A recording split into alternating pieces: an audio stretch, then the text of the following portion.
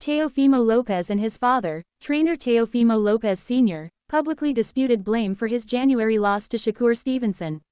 Father-son training relationships are common in boxing but carry unique risks when performance suffers. Fighters rarely fire a parent as trainer even after poor performances, unlike with unrelated coaches.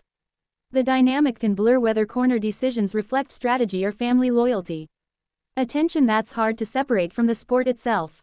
Teofimo Lopez and his father aired real disagreement recently over what went wrong in his loss to Shakur Stevenson, with Lopez Sr. telling his son directly, "You're blaming me for it." It's an uncomfortable exchange to have in public, but it points to a question that comes up constantly in boxing. At what point does a father-trainer relationship stop serving the fighter's career?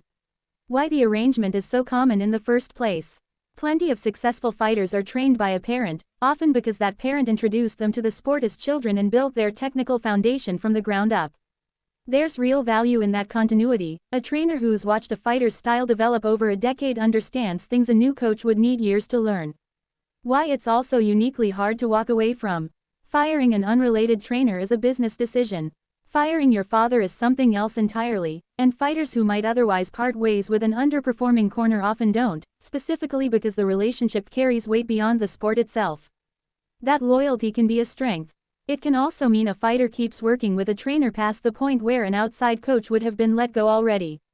How to tell the difference from outside? The clearest signal usually isn't one bad performance, it's a pattern. A single rough night can happen to any fighter-trainer pairing.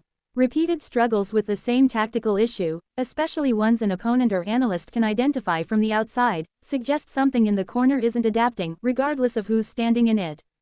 Why this remains an open question for Lopez specifically. Lopez has kept his father in his corner through a rough stretch that's included the Stevenson loss and now a leap up to welterweight against Rolly Romero. Whether that continuity helps him solve the composure issues that have followed him for years, or simply keeps the same pattern in place, is exactly what Saturday's fight may end up answering, whether or not that's the story anyone wants to focus on beforehand.